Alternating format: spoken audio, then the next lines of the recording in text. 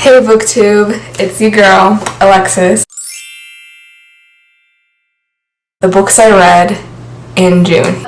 I'm just going to go in the order from highest stars to lowest stars, and when there's multiple of the same stars, there's like no better than in that category, if that makes sense. My only two 4-star books are Six of Crows, which I still have from the library. I loved this book. I love the black. It's beautiful. It's beautiful. And Aru Shah and the End of Time, which I have a separate video talking all about Aru Shah and why it's such an important read and why I gave it as many stars as I did. So if you want to know more about that, I'm not going to go as in depth. Really loved Aru Shah, and I really recommend you watch my separate video below. And yeah. So Six of Crows, oh my gosh. I even recommended this book actually last year, about the same time last year I was recommended this book. And I didn't want to pick it up because it's a duology, and I don't really like duologies. Like, they kind of make me sad because I feel like books should be longer than 2. But look at the length of this book. This is a 465 page book. And Six of Crows, oh my gosh. So there's like these 6 criminals, outlaws, just outsiders in general, who all have something that this one guy who's like the leader of the 6 of them, he has something that each of them want. And whether that's money, freedom, he has it. It doesn't sound like, if I just told someone that doesn't sound interesting. It's the way Lee Bardugo writes that makes it really interesting, because there's a lot of times where you read these I don't know, like thriller, fantasy type novels. It's definitely not a thriller, because I think more of scary. It just keeps you on your toes a lot. You know, there's things that only Kaz knows, that you find out as if you're Inej or one of the other major characters in this book. And the way she does it, I'm always like, wow, I didn't I know their plan. Like, they have to make a plan to rescue someone from a prison, and I know what their plan is, but the way it's executed, oh my gosh. So the book is about these 6 outlaws that I already mentioned. They all come together for this one common goal, which is to rescue this one guy from prison who's creating this drug that gives the Grisha, which is like a different type of people who have capabilities and powers. It gives them powers beyond what they already know and beyond what is reasonably possible. And this drug is very dangerous, because if it gets in the wrong hands and it gets in the wrong Grisha, it could really destroy a lot of countries. So the one guy who's created it is currently in the ice court. It's a prison that no one in the history of that culture since it's built has ever successfully broken into. Many have tried and many have failed. I was honestly so amazed in the writing, amazed in all the characters, all the surprises. I was constantly surprised in this book, which is really hard when you read a lot, because you're reading a book and you're like, oh, I know this and this is going to happen. Like, this clue is given away that obviously, it's so obvious that doesn't happen in this book. That's probably why I gave it 4 stars, because it's just it's on my toes the whole time. But it didn't help that when I picked up Six of Crows, I read on the back of the book, Six of Crows is one of those all too rare, unputdownable books that keeps your eyes glued to the page and your brain scrambling to figure out what's going to happen next. And you know who said that? Michael Dante DiMartino. He's one of the co-creators of Avatar: The Last Airbender. Man, if you know anything about me, you know I love that show with a passion. One of the best shows I've ever seen. Literally still my favorite animated show of all time. V.E. Schwab is the only other author where I picked up a book and fell this much in love. This is the best book I've written since Magic, the Shades of Magic trilogy by V.E. Schwab. And that's a lot to require in a book. Those are my 4-star books. Now, the 3-star books. I'm going to start with Daughter of the Siren Queen.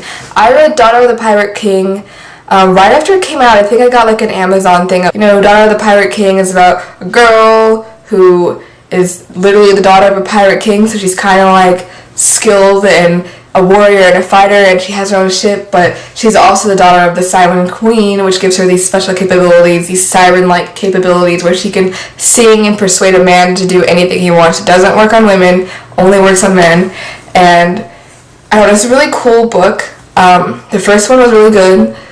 The second one was like worth finishing for me. I don't know if there's going to be a third one, but the second one, it wasn't as good as I expected it to be. I will admit I was kind of let down in the writing, and I was kind of let down in like how the story ended up going. Like there wasn't any moment where I could pinpoint and be like, that's the climatic moment of this stepping stone in the story. Like there wasn't any particular one where I was like, wow, I'm amazed, but it was such a fun read. It was a quick, fun read, you know. I love Alosa, she's so funny, like, but then there was moments where I started to get annoyed with her character because she would keep trying to ignore her feelings, which, yeah, if you read the first one, you know what I'm talking about, or you have an idea, and you're right, that's not a spoiler, like, it shouldn't be, it's predictable, and it's definitely, like, an interesting read. Like, I like books with pirates, I always do. I can't think of A Darker Shade of Magic without thinking of Delilah Bard and pirates and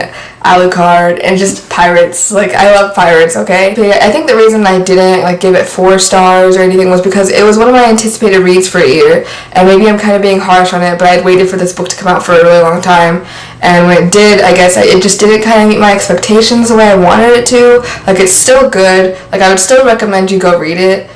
I'm just saying, for me, I had more hopes that I wanted out of it. Price Guide to the Occult. It's The Strange and Beautiful Sorrows of Ava Lavender. And I tried to read this book. I picked it up.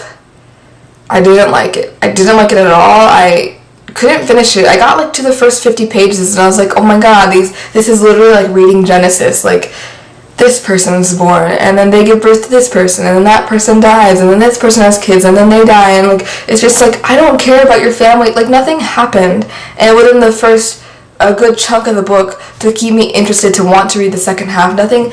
Honestly, like, I read a good chunk of it, and I don't even recall like any of the characters' names. Like, so going into that, I was really nervous to read Price Guide to the Occult because they're by the same author, and I had read so many good recommendations on Ava Lavender, and I just couldn't get into it, so I was really worried I wasn't going to like Price Guide to the Occult, but it was really cute. It was really well done. The main girl that you're learning about through her point of view is Noor. So basically in the Price Guide to the Occult, there's generations of women, where like the first woman to ever like to start this, she came to this island and kind of like cursed the commoners. So for like 8 generations, she's left where her magic weakens. And the 8th daughter in this line is Noor, and her mother is Fern. And her mother is trying to like make the magic stronger, but it requires like blood sacrifices and like all these creepy, like they're all witches. And Noor's mom is one of the strongest, which is contrary to how they should be getting weaker. But she publishes a magazine where she sells spells. If you want someone to fall in love with you, she sells a love spell. All you have to do is pay for it, and the payment may be money, but for her, typically these challenging spells require like a blood sacrifice, so she ends up having to like do a lot of creepy things, and it's kind of dark and twisted. The magazine where she publishes is called The Price Guide to the Occult, which is really kind of a clever name. Like, knowing that this book is about witches, and I'm hearing a title called The Price Guide of the Occult, I'm not thinking that it is the actual title of a magazine in the book where you buy spells from this witch. Like I said, I ended up giving it 3 stars. So next on my list of 3-star books is Binti. Binti was a good book. I haven't read a lot. I'm kind of new to sci-fi fantasy. Like, I don't know it as much as I should, and I wish I knew more about it, but that's okay. Binti she lives on Earth, but she's from Africa, and she's from this tribe in Africa where she is the first one in her entire clan's history to ever leave her town, and she leaves it to go to Ozumi Uni, which is a university in space where like every species, it's basically like the intergalactic Ivy League school. She kind of runs away to go to the school. She had applied, got accepted, and like wasn't sure if she was actually going to go. Her family was kind of ashamed of her for even thinking of to apply, but in the middle of the night, one night, she just sneaks out of the house and goes ship, which like the ships are like living things. They're like living creatures. Like you're on a ship and it's actually living and breathing around you, and it can go between atmospheres. Like it can travel in space. Like I don't understand how that works. Like I'm just amazed. But Binti was the first novel in this series, and if you've read Binti, the second one is the one I read. It's called Binti Home, and this is where she heads home. She heads back to Africa after spending a year at the university. The author picked the important parts to use to tell the story. Like, all throughout the first book, we're told how she's afraid her family won't accept her or love her anymore because she did something the first in her tribe has ever done. Like, she left home. And when she goes back, it's really an interesting perspective. I actually read it in one sitting. Like, I just sat down and read it from start to finish, like, all at once. And I just kept wanting to, like, keep finishing the pages because I kept thinking, like, how does she get so much story and let, like, that dull page? Like, the author has a knack for picking the right things, the right elements to include in whatever story she tells. And I'm really excited to read other novels published by her, which is not an often thing that I do. Like, if I like an author, I don't typically read any other books by them. But I mean, I did that with The Price Guide to the Occult. Like, I didn't like Ava Lavender. It's weird for me to pick up another book by that same author, but that's kind of what BookTube's for, you know, authors you don't know if you'd like, but books everyone else says they like. Gotta try it. So yeah, that's Binti. So this is the one I didn't want to share. I did not like Fear Reborn at all. I kind of wanted to do like a separate video talking about all the things that I didn't like about it, but I don't feel like that's necessary. I mean, just so many people like it that you don't need someone else to say why they didn't like it. But here's my problem with the book. It took a really long time for the story to get started. Like, I never felt like I was truly enjoying the story. Like, I loved the characters, but the excitement was kind of missing in the novel. I didn't really feel like there was anything keeping me to come back to finish the book, and that's kind of sad, you know. It's kind of sad. I just wanted to finish the book. Because I kept having hope. Like, I kept thinking, if I just read another 50 pages, it has to pick up by then. Like, it has to. And there's so many good reviews for this book that I thought for sure, like, it would pick up by then. And it just never did. And I don't know if I would read the next one, which is why I gave it 2 stars, because I definitely, if I don't know if I want to read the next book, I probably won't. And I don't want to recommend the first book if there's more books to a series that I don't have any desire to finish. And even if I do read the second book, I don't know that I would even want, I still would just read it just to finish the series. Like, it's good enough to finish, but it's not good enough for me to love. And I love the story of it. So if you haven't already seen a million reviews on Fear Reborn, here's a brief summary. Fear Reborn is about a girl. It's actually about 2 queens. There's the Sun Queen and the Blood Queen. Now, when I first picked up this book, I saw that Laini Taylor had called it beautiful, brutal, heart-stopping, and epic. And I'm wondering why she thought that, because it wasn't heart-stopping. It was beautiful. It was brutal. It just wasn't heart-stopping, and it wasn't epic. Like, I agree with half of what Laini Taylor says. And I know I'm in the minority on my review, but we have 2 queens separated by 1,000 years, and there's like a prequel to the book that like introduces a couple of the characters kind of like in a flash forward. The 1,000-year differences between both of the 2 queens' story makes it really hard to understand what's going on. But basically, the one queen is the Blood Queen and the other queen is the Sun Queen, and you kind of can tell, like, it's really no surprise who the Blood Queen is because you read it in the prequel, and I guess that might just, I don't know if that's a spoiler or not. I felt like it was very obvious, But essentially, the Blood Queen is supposed to bring destruction to all of the civilization, and the Sun Queen is supposed to bring it back together again. But we don't know for sure who the Sun Queen is and who the Blood Queen is.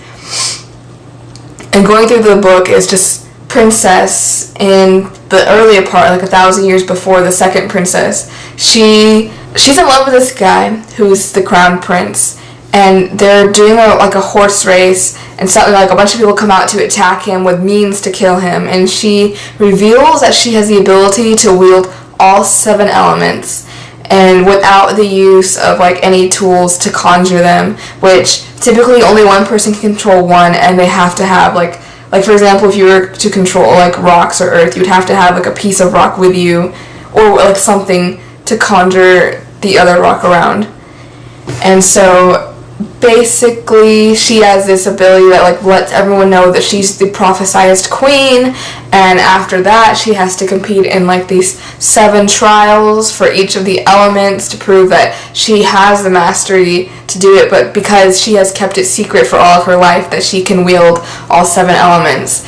And maybe if she had revealed from the beginning that she could use all 7 elements, they wouldn't have treated her with such hesitation. So it's like the story sounds really interesting, and I love elemental magic. Like, you just heard me talk about Avatar: The Last Airbender and how much I love that show. So elemental magic, this has so many pieces that I love that you would think like picking up this book would just be my thing, but it just wasn't. Like, it just wasn't up to par with what I expected. Last 3 books are all 1 stars. Ava Lavender, I kind of already mentioned, like I just couldn't really finish it. Another unpopular opinion. The world didn't enchant me enough in the beginning of that novel. Like, there wasn't enough world building to draw me in, to make me curious. I didn't really care about, like, it's like as if someone spent 50 pages reading off a family tree. That's all the books I've read this month, but don't go away yet. I have an announcement. I kind of mentioned in my last video that I wanted to start doing like a book of the month kind of thing, and this book I chose to read Elantras with a bookworm, and she's a fellow YouTuber who you should really check out. She has a lot of really entertaining book reviews. I love hearing her perspective, and she definitely has an interesting perspective. She reads a lot of books that like I don't see other booktubers talking about, and that's another thing I really like. So Elantras is this world. It's a Brandon Sanderson novel, and I've heard a lot of Brandon Sanderson right now. Like everyone's reading Brandon Sanderson, so I'm like, or has read it and has reviewed it, so I'm like, I feel the need to jump on that bandwagon. And I haven't read a lot of what I would consider adult fantasy, so he's like my first adult fantasy, and so I'm kind of excited to read any of his works, and I've started Elantras. Yeah, but when I'm reading Elantras, it reminds me a lot of Game of Thrones, like the dynamics of the characters and everyone trying to fight for power. I don't want to talk too much about it now because I kind of want to do like a blog, like an Elantras blog, like a reading blog. By the end of the month, there'll be a video where each of us are kind of like tagging each other's reviews and considering each other's viewpoints on the book, and we've kind of been staying in touch, talking about how the book reads, and I'm really excited to collaborate with a book reader. Thank you all for watching. Let me know if you read any of these books, and I'll talk to you later.